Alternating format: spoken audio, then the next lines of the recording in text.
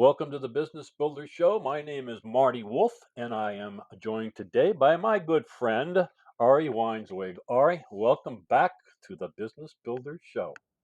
It's an honor, Marty. It's great to talk to you always. Today is no exception. You know what I keep thinking, and when we come on, I keep thinking I should know how many times you've been on the show. I know you are our most frequent guest over the last decade. So I Wow, know that you have the most interviews that we've done. So I appreciate you taking time to be with us today, I'm uh, happy to do it. sharing the lessons that you have to share with us. So we are going to be focusing on Ari Weinswig and Zingerman's latest pamphlet, and the title of that pamphlet is "The Story of Visioning at Zingerman's: 4 Visions, 40 Years, and a Positive Look Towards the Future." In terms of introduction, I will do a brief introduction of Ari, and we'll get more of the backstory as Ari talks about the visioning process at Zingerman's. Right from the cover of the inside cover of the latest pamphlet, it says this, and this is from Ari. He says, back on March 15th, 1982, wow. My partner, Paul Saginaw, and I opened Zingerman's Delicatessen on an oddly angled intersection at the corner of Kingsley and Detroit Streets in Ann Arbor, Michigan. They had 2 staff members working with them in a small 1,300 square foot space. I moved to the next paragraph in this opening, and it says this. Ari says this. As I write, the Zingerman's community of businesses includes Zingerman's Delicatessen, where it all started, bakehouse, creamery, catering, mail order, Zing Train, coffee company, roadhouse. I can't finish them all. There's a big community of businesses, sorry, as you well know. And let's see here. As of when he wrote this, as an organization, Zingerman's is on track to do about 70 million in sales this year with over 700 folks on staff. What were your sales in 1982? You remember it all, Harry? I don't, Marty. That's a long time And ago. there were computers then, as you remember, but they were like a block long, and we didn't have any. I don't Yeah, know. I could yeah. make up a number. No one will know that it was wrong. Well, Maybe I a half don't. a million. We only Well, had 2 employees, and it was 1,300 square feet, so smaller than my house. yeah. But quite a journey, and I know that visioning played a role in that. And again, folks, we are going to be talking about the story of visioning at Zingerman's. This is a pamphlet that is available through. We'll talk to you more about that. So let's start here.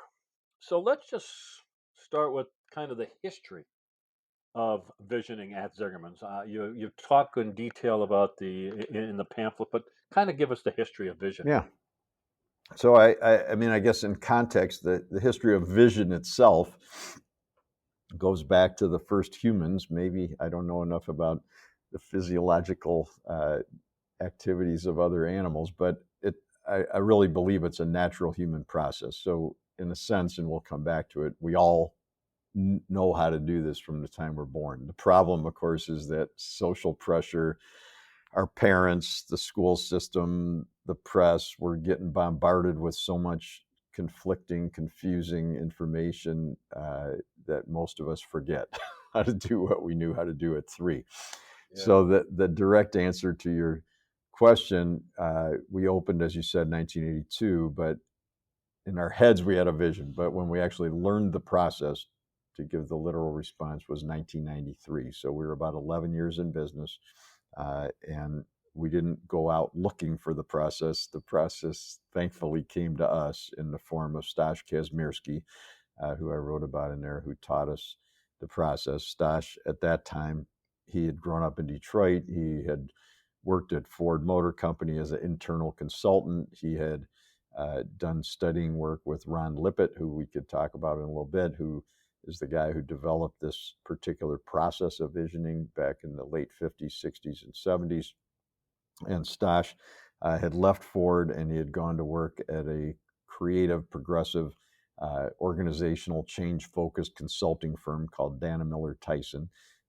Kathy Dana Miller was known all over the country for her Hmm. organizational change process, which we have adapted over the years too, which is another podcast when we're ready to add another one to our mutual list. But anyway, their office was down the block, and I don't have an office. And I used to, and still do, sit out in the businesses generally when I'm working, and just, especially with laptops, you can where I can work anywhere, right? So I'm sitting out at the tables, and I got to meet Stash because he liked coffee a lot, and he would walk down the block as I would do if I were stuck in an office all day. Regularly, they would come for lunch, they would come for coffee, whatever. They would start to have their meetings in our space at the deli, and I don't really remember if it was my partner Paul or I who initiated the conversation about our struggles, but we had reached a point that I now would equate to organizational midlife. Uh, Mm. it's not like we were brilliant successes, but we had done a lot. And Paul, thankfully, had this sort of intuitive sense that we had fulfilled our original, though unwritten vision. Hmm. And we were struggling in all the ways that we all do when we hit midlife, or whatever version of that you want. Your kids move out of the house, or you retire, or whatever. Like, the purpose you had, the clarity you had, the direction you had, it's kind of done, Hmm.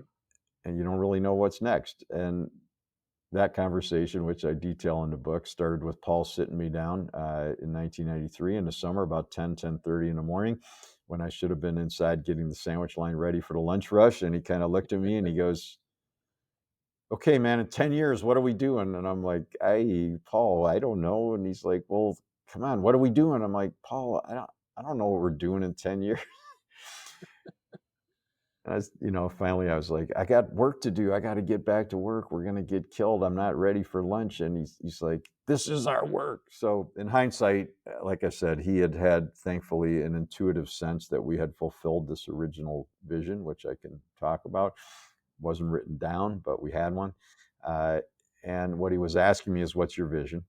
in our current language. I didn't have one. Uh, I don't think he had one either. He just knew we had finished this other one. And to be clear, it's not like we were satisfied with what we have, because we've always been about improvement long before continuous improvement was a thing. But Yeah. there's a big difference I've learned between improving what you have and going after long term vision. So slowly but surely, we learned the process from Stash, and 30 years later, it's Yeah. hard to imagine living without it. Yeah. So you've written how many visions since then? I should know the answer, but four? Well, for the organization, you Yeah, know, because it's in the subtitle that you nicely read a couple times. So that's we're correct. working There on you our go. we're working on our fourth one. The Four first one visions. wasn't really written down, but it was a Yeah. vision, and I have reconstructed it as best I can, like an archaeologist would do. Uh, so we'll say we're on our fourth. Now, that said, and we can come back to it, but as you know, we do visioning work for everything. So this is for big organizational visions, but once we start to use this process, we use it for each business unit, we use it for departments, we use it for new jobs, we use it for projects, we use it for difficult meetings. Really, whatever we're going to do, it's really a way of being in the world, not just a technique. Yeah. Did you write a vision for this pamphlet? I did, which because it's inside the pamphlet, but I almost didn't. And Okay. just like all best practices, we're all human, and the beauty of doing something regularly is you can remember quickly that you're not doing it. So, like, everybody listening to this probably knows that good breathing technique is essential to staying grounded, etc. Yeah. If you work out regularly, like I am super slow, but I run every day, then one becomes generally unconsciously competent, they would say in the training world, about your breathing. So for the most part, if my breathing gets off, I'll kind of quickly, even not consciously, catch it and correct it. But still, even the best breather Yeah. still gets to points where anxiety's high, stress is high, tension is high, and we Yeah. forget to breathe properly. But then we can just say, "Oh, you're not breathing." Yeah. And this was the same thing, like, "Oh man, I'm going to mess up. I didn't even write a vision for my own pamphlet about visioning." And We're thankfully all it guilty wasn't of that. done yet, so I could still work on it because it was in my head. But I just Yeah, realized it would be a wonderful way to give a concrete example of one that was far smaller than this giant organizational one. yeah. So let me tell folks right out of the gate, chances are that there'll be a certain part of the Business Builder Show audience is familiar with you and your work because I talk about you a lot. But there are people who don't. So you do teach the visioning process. Yeah, How do you teach it? Not exactly the mechanics, but how can people learn about that? I guess I'm yeah. asking that question. So we, as you detailed in the intro, we have this community of businesses. Part of our vision is that we only do businesses here in the Ann Arbor area, so they're all within 10, 15 minutes of each other. It's not a judgment of those who do things differently. It's just Right. what we do. And part of our vision is that we only do each business once. So we don't open 23 delis. Again, not judgment of those who do, but I like unique things and I'm drawn to the special places. And so we have this collection, which you listed off many of them. And one of them is Zing Train, which is our training business, which started in 1994. And so that's literally where we teach it. So we have one of the there's only about 22 good things that have come from the pandemic on my list. One of them is that Zing Train courses went online, so now people can log in from Laos or Los Angeles or wherever they Yeah. want, and do a little 2 hour course on visioning. And then the core of Zing Train's work before the pandemic and becoming so again are the 2 day in-person seminars, which certainly is a much more in-depth way of learning it. And then I've written, as you know, about it in multiple books and other Yeah. places. And then of course we teach the same thing to our own staff too, so it's not just something we teach to Business Yeah. Builder show listeners, it's Right. internally used. Yeah, you've taught it literally all over the world. I know that, and that's also mentioned in the pamphlet. Some people may still be struggling with the idea of visioning. They may be hearing this for the first time. These may have crossed their minds along the way. Small businesses, big businesses, the whole concept of visioning.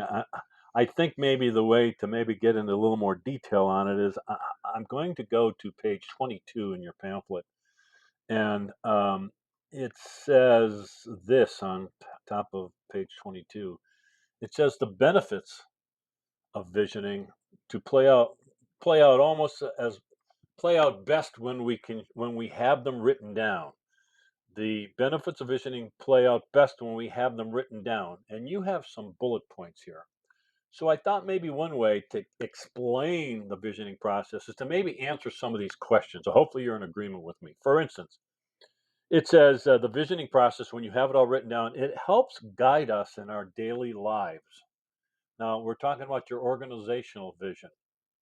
How does your vision document, which is now 2032, help guide you in your daily lives at Zingerman's? I'm going to tell you. And before I tell you, I'm going to state what I'm not sure we've said. Maybe we did and I forgot. But so the way we do visioning, it's a story.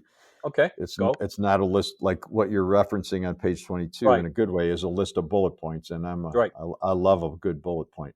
But visioning is a story. So it's good. not just like I'm going to be a baseball player. It's how do you feel about playing baseball? How does the world feel about you? How do you approach your craft as a baseball player? How does your relationship with your family play out while you're on the road for half the year? All these things would go into the story of your vision. And so our 2032 one is about 10 pages long. So this is Yeah, uh, radically 180-degree opposite of the business school version, where 10 lines would be considered way too wordy. This is the other way. So the vision is we've written the story of our life, either individually or collectively, as we want it to be.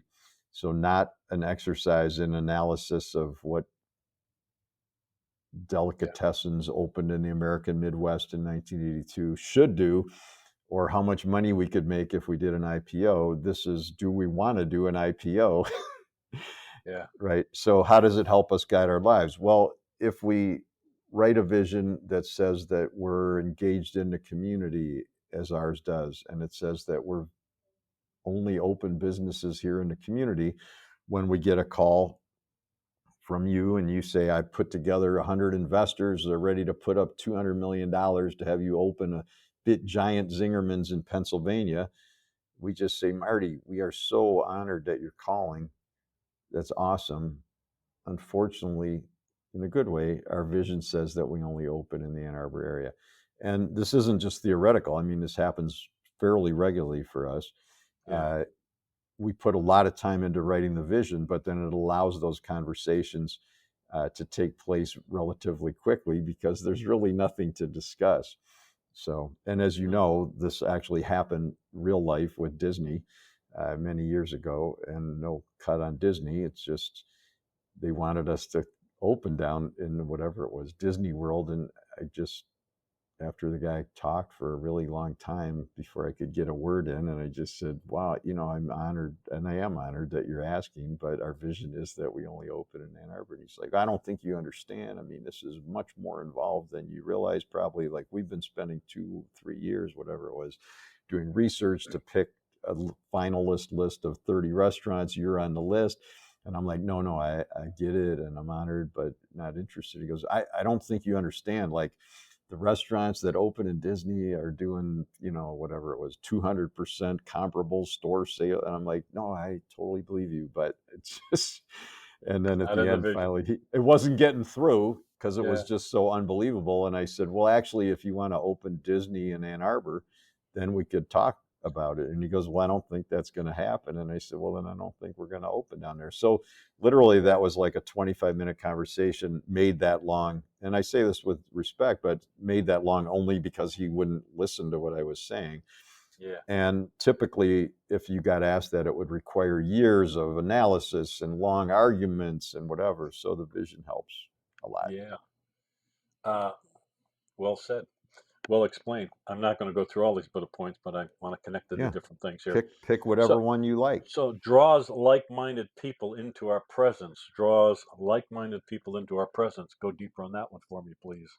Yeah. Well, if you have a vision of what you want to do, and this, by the way, works in your personal life too, the people who are not drawn to what you want to do can decide much more quickly that even though they might like you, and in some ways they're attracted to you, it's not a good fit.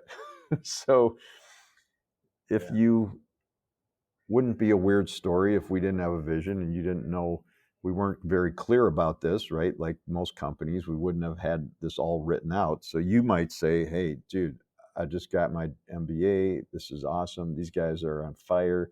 They're going to flip this company. I'm going to get in there now and I'm going to get my stock options. And in 4 or 5 years, Paul and Ari are going to retire or they're going to go public and I'm going to clean up. And meanwhile, I could probably, like my girlfriend's family's in Phoenix, we can go. I'll take over the Southwest region because inevitably they're going to expand down there. Phoenix is a really hot market, no pun intended. We're going to go down there and open. So by having this vision, it allows somebody who really wants that to go, well, dude, these guys they might think we're nuts, but it's clearly not a good fit. Conversely, if somebody's really interested in the community, if somebody is drawn to servant leadership, if somebody's drawn to diversity, if somebody's drawn to equity, this is going to be much more likely to bring them into our organization. So we don't write it to be a hiring tool, but the reality is if you have one, especially right now when everybody I know at least is short staffed, including Yeah. us, Yeah. and you're hiring somebody, especially at a leadership position, I mean, this is a huge differentiator. How soon do you introduce the vision document to your potential new hires? At what point in the process do you talk about it? Well, obviously, there's a lot. We have 700 plus people. I'm not doing the hiring. For people that I do talk to, I give it to them as soon as I can. I mean, I'm sure not everybody here is doing it, but I think from a strategic standpoint, Yeah. like I'd rather give it to you before we even talk because if if you Yeah. read it and you go, this sucks, like this is totally not how I want to live, Yeah. I have enormous respect for you, but why waste an hour and a half asking you about your style of leadership and what your former employees would say and all those other things that we all ask if you don't like where we're going? Yeah. Yeah. Ari, you write about them. We have a lot of problems in our world today, and there's a lot of distractions, and there's a lot of things going on that demand our immediate attention, justifiably so. Hmm. So, so you know what the question's going to be. So, should we be spending time thinking about 2032, which seems like it's, I don't know, it's way out there to a lot of people. So give me feedback. You've done this, so give me feedback on why we Yeah. should be taking time to do this. Well, in part four of the Zingerman's Guide to Good Leading, I tell this couple stories. So, yes, I hear that resistance regularly. And by the way, just for people listening, I mean, I did not embrace this right off. I mean, I was very skeptical and eye rolling and whatever. So I'm like the big resistor who became the convert over the decades. But yes, I have heard that resistance multiple times. As I said, told the story in part four, and I say this lovingly, but I have friends who've been telling me for 4 years they don't have time to write the vision. And I this is a little less relevant now with maps on cell phones, but I used to say like, this is like, you're like, I'm like, I think we got to go pull over and get directions. And you're like, no, we're going to be, we're going to be late. And I'm like, but I don't know where we're going. So if you don't know where you're going, it's very difficult, back to your earlier point, to make good decisions, right? So this is really just pausing long enough to figure out what you're doing. And I've had people say, well, I just like figuring out as we go. I'm like, awesome. That's a vision. Yeah, Like, write that down and stop hiring people that are going to try to straighten you out because they're going to be really frustrated, and just tell them, like, I want to just kind of roll with it every week, and then create a team of people that likes to roll with it, right? It's like a SWAT team. And there are people who thrive on that adrenaline and uncertainty, and that's the game, and it's awesome. But if you know where you're going, it's 1,000 times easier to make a decision. And the funny thing is, I taught this one time. I don't know, it's probably 6, 7 years ago. And this woman reached out to me and she's like, it's hilarious that you say that. She goes, because one time my husband and I went to Provence in the south of France, and we're on this bicycle, week-long bicycling trip. And we're going through the countryside. And, I'm like, honey, she goes, I tell my husband, like, honey, we got to stop and ask directions. And he didn't want to. And she's like, we have to. And he goes, but we're making such good time. to where, And right? yeah. And so it's really, Yeah, it doesn't take very long. Uh, most people spend more time arguing about that it takes too long than it takes to write it. yeah. Um, well, let me just just remind people you're listening to the Business Builder Show. My name is Marty Wolf. I'm your host, and my guest is Ari Weinswig, and he is with Zingerman's. You can just you can find Zingerman's certainly by Googling them, or Zing Train, where you're going to find books and training and stuff, all that kind of thing. Zing, Zing Train. Go back to a point you made earlier, because these are things that I run into. I share your work. Two things. You said earlier that most companies have the two-line catchy phrase, and they call that a vision. Your Let's see, I printed out. It's 11 pages, and it's a full 11 pages. Um,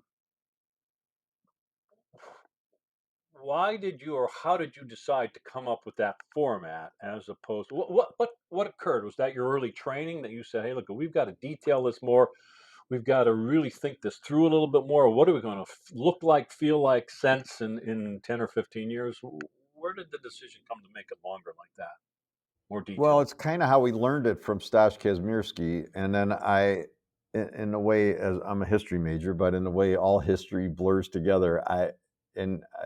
He passed away sadly 5 years ago last spring, but we sort of evolved it and morphed it. And so this is what we learned from him, what he learned from Ron Lippett, what Ron Lippett learned from Kurt Lewin before him. And Stash taught us this format. Yeah. What we did, I think, from what he told me, that was very different, is that we began to weave in a lot more strategic detail Uh, so that our visions, as you have in front of you, uh, include both facts and Yeah. feelings. Yeah. And I believe that that's a lot of what makes it come alive, because if you just say how everybody who works in the organization feels, it's terrific. It's better than not having it. But it still doesn't tell you whether you're opening 3,000 of them or three. Yeah. And it's a totally legitimate vision, like in our world, that you have a little restaurant with 25 seats and that's what you do. And it's great. Or it's legitimate that you have a vision that says you've opened 2,500 units all over the country or you've gone global. And they're both fine, but they require completely different approaches to your work. And this time, your 2032 vision, you spent months putting this together, years Yeah. maybe. Yeah. So I'm assuming on the first one, you didn't take all that time. Maybe you try to A disseminate it, but year. your first shot, okay, so Took a year. took a But year. you spent months on this. So go through that process as brief or as long as you'd like to Yeah. explain that, because that's I think that's very important.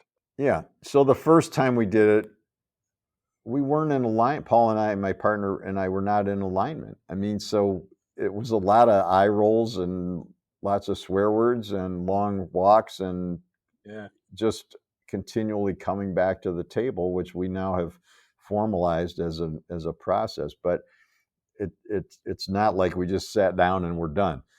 Uh, Now, I will say that you just to draft one, half an hour, Oh 45 yeah. minutes, Yeah, to done. draft the initial. If Yeah. you're the boss and you have a hierarchically created organization, or you're an artist or a potter or whatever, or a consultant, and you work solo, you could just clean it up and be done in a couple hours.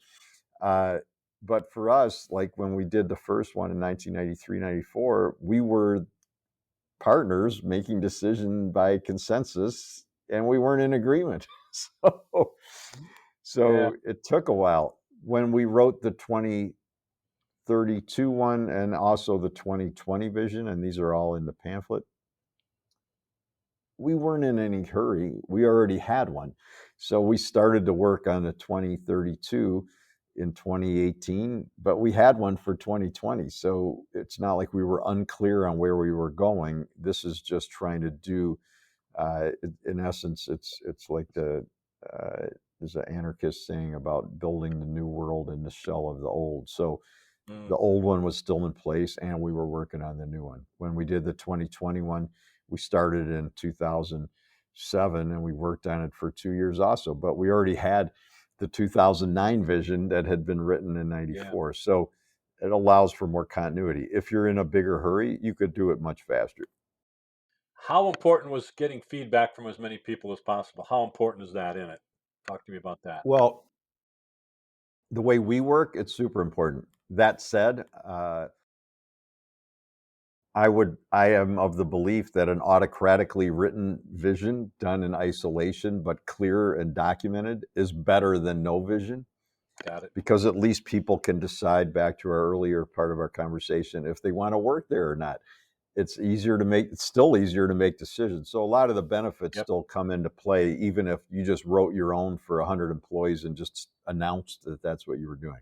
Yep. The way we work, in the context of diversity, which I would suggest is not just a PC buzzword, it's actually a belief that healthier ecosystems are more diverse, and in the belief that everybody in the organization knows something the rest of us don't know, and that even if, in our case, the partners in our organization, which is like 20 people, will make the final decision, we still want to consult with everybody else in order to see what they have to say. And there's side benefits that aren't direct causes of that, but their buy-in goes up, the document gets richer, we Yeah. fill in parts that we don't see. So I always say when I teach this, like in a bigger company, like as the owner, founder, whatever, I don't think about the break room. I don't go in the Yeah. break room. I don't take breaks. I have a different way of living my life where I go home and run or whatever.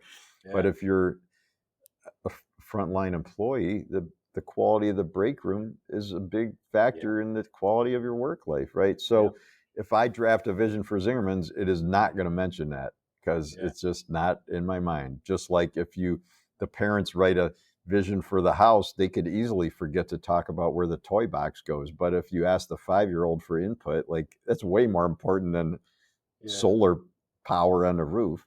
Yeah.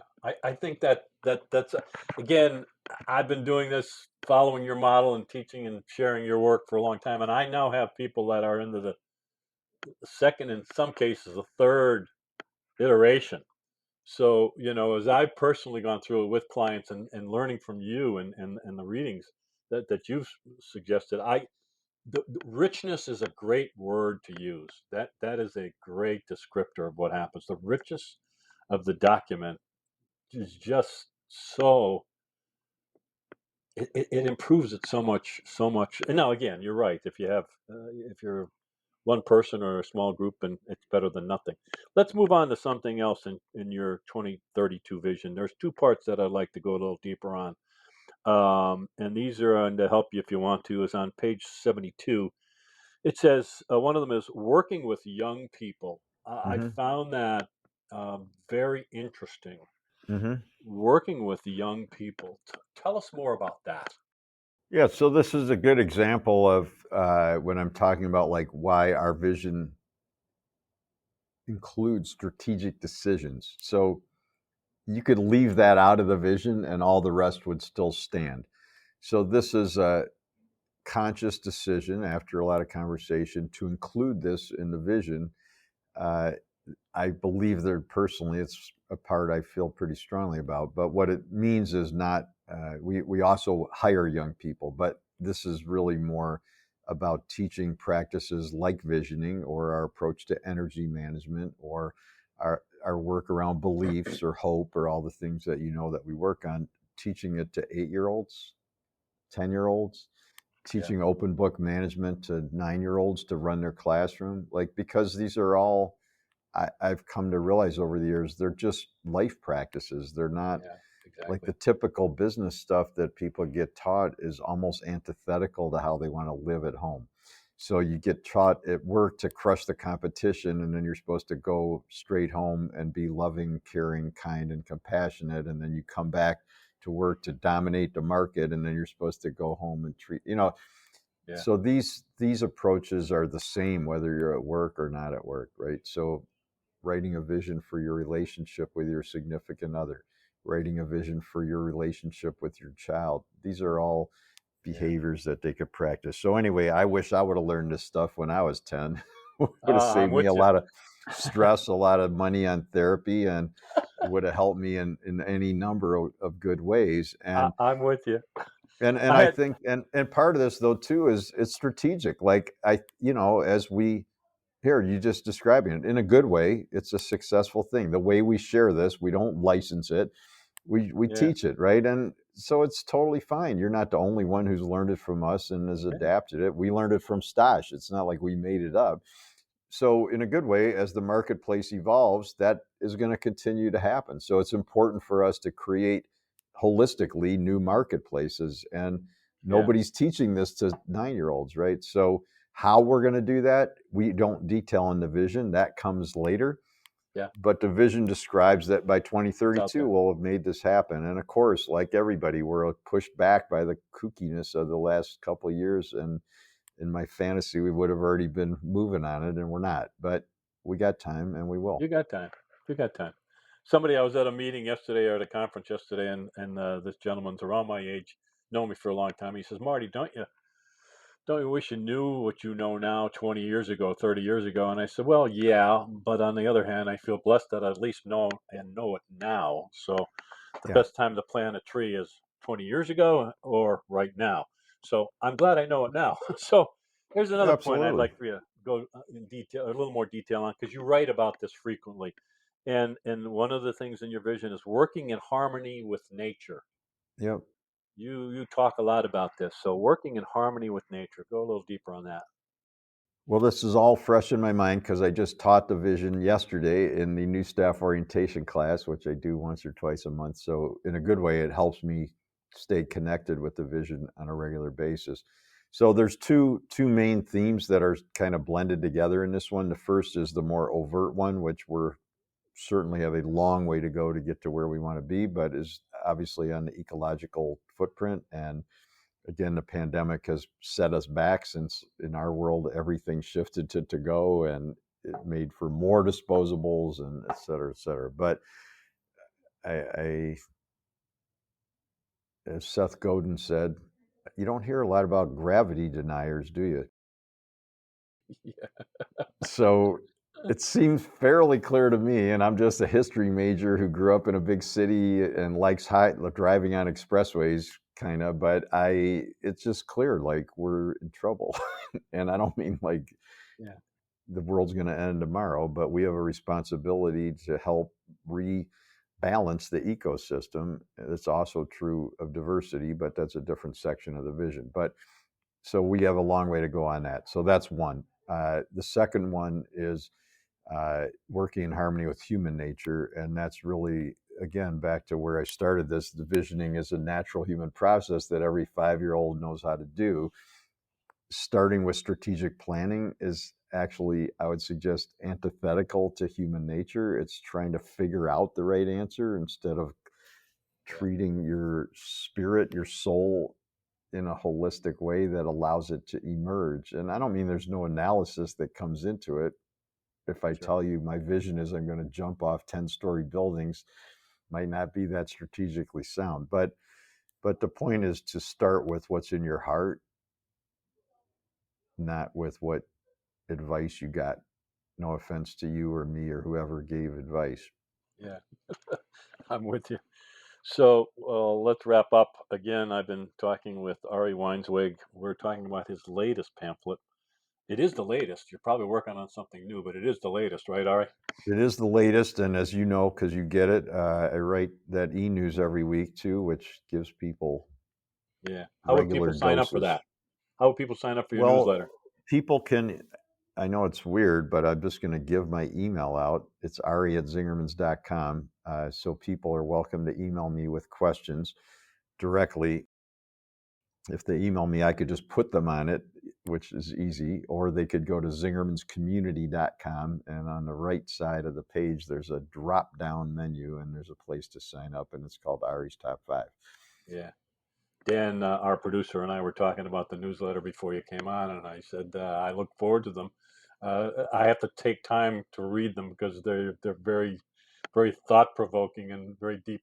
It's not something I can look and say, okay, I'll go through this quick because I can't. I Yeah. say, well, I'll do that later on because Yeah. they're very thought provoking. So the Thank you. latest is the story of visioning at Zingerman's, 4 visions, 40 years and a positive outlook towards the future. So I guess 2032 will be 50 years. Wow. I know you're also planning for that and visioning for that and all the kind of exciting things that you're talking about in terms of succession planning and all that kind of stuff. We're not going to go in detail on that at all, but I know you're thinking about that in the future. Yeah. You can go to zingtrain.com and follow Ari, get the information. You can buy these pamphlets. I would also suggest when you go to Zingtrain, you look at the Guides to Good Business series that Ari has written. I have them all. And I'm going to put another plug in, Ari, to Madeline's, Madeline, excuse me. How do you pronounce her name? Michelle Well, Maynard. she goes by Mickey, so that's easier for you. Mickey. There you Mickey go. Mickey Maynard. Maynard, Maynard. She wrote a book called Satisfaction Guaranteed: How Zingerman's Built a Corner Deli into a Global Food Community. It's a great book. It's a great read. It was fun to read. We've been talking about visioning. I have seen this work in real life. I have seen this work through Ari's work and through Zingerman's. And so it's always a clinic when I get to spend time with you, Ari. But let's wrap up this way. Anything that we missed or anything that you want to make sure that we cover before we wrap up?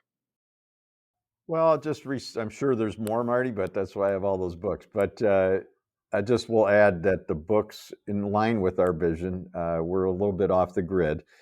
So we do all the work locally. We print them here in town, and we try to, it's a little farm to table version of books. So Yeah, just so people know. yeah, The other thing I was going to say is just to reiterate. I mean, I'm not big on overstating things. that said, this process changed my life. Uh, and like I said, I started very cynical about it and not very open to it, but it really has changed my life. And all the things that you've described about us would not have happened remotely the way they've happened had we not used this. Uh, my personal life would be way different.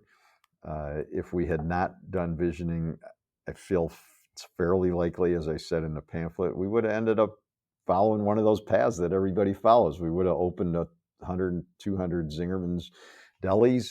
We would have gone public. We would have franchised. We would have, I mean, these are all the things people do, and there's nothing inherently wrong with them, but it wasn't really true to what we wanted to do.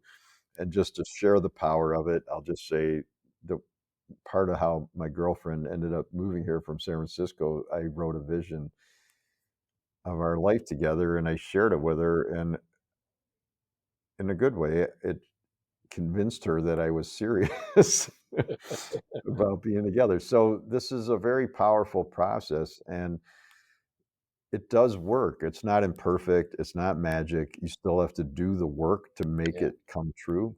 Yeah. I don't take that lightly. As you know, like you, I'm a hardworking human being, as is everybody listening to this show, who probably has 1,000 other things that they could be doing instead of learning a new technique. But it really does help, and it's changed people's lives here. It's changed people's lives that we've taught it to, and it can change communities. It can change church groups. It's applicable everywhere. So Yeah. I recommend it. All right, Weinswig, I appreciate you. Thank you so much for being a guest on the show again, and we'll have you back soon. So thanks again, Ari. Thank you, Marty.